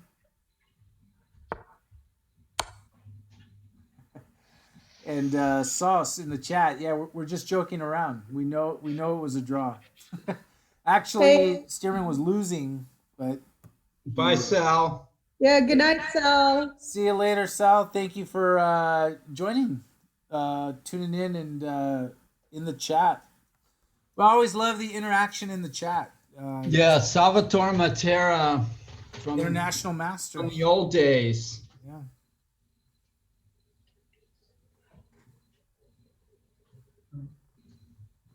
Yeah, that's one thing I really like about this Twitch channel is that it's small enough that you can actually still respond to what's in the chat. If you go to some of the big channels Yes. where they have like 4,000 people and the chat's going by at like a mile a minute, like the host can't even keep up with the chat. There's no way. Wow, look at that. Oh, we did not go for a perpetual. We decided to just block the queen g3 check. Well, he's playing for the loss, right? After queen d2 check. This might be Well, bishop e2, he doesn't have to lose a bishop. Queen takes d4. Yeah, that's true. That's a lot of pawns. And if queen, I guess queenie, yeah, I don't understand this. Yeah, I mean, we're going to be down at least a pawn after queen e2. It's only the second round, Brian. You don't have to. And it's also I'm guessing Michael Wang might be an unknown opponent or relative unknown opponent to Brian. But those that know Michael Wang know that this is not a situation where you can do like Whatever you want. What happened in the last game where you might be able to pull something out, right? Well, but to be fair, I mean, Michael Lee Wang does have an NM next to his name, even though his like rating is 2,200. Like he does have his title there, so. Yeah, but Brian being down material and not opting for the draw, we'll see how it plays out. Unless he's got faith in negotiating. I don't know. I don't have much faith because there's a black B pawn that's passed. That's passed. That's pretty scary stuff. Oh, he played bishop e2, which is what I thought he would play to keep the queens on, but to me, it's still pretty icky looking. Yeah, I mean, this is just, well, he's going to go back in try for a perpetual again, or maybe he's going to play queen d4, queen e6, and queen takes c6. I think, and then try to get in on the light squares. It looks like he's trying for the second chance at the perpetual, maybe. If there is one. I don't know if there is one now, though. He's trying to involve the bishop in the attack. Right. Well, yeah, that's true. That is true.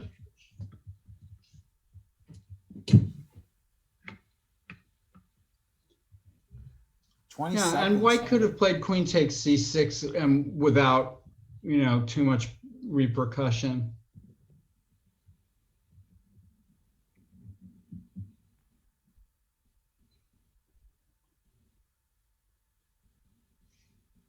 Strange. Is this his idea of a winning attempt to give his opponent some chances to win and keep the game going?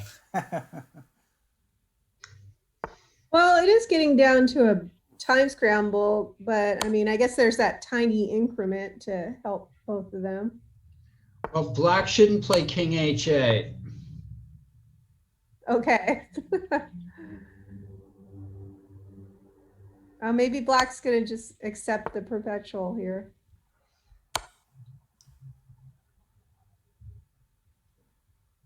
And there we have it.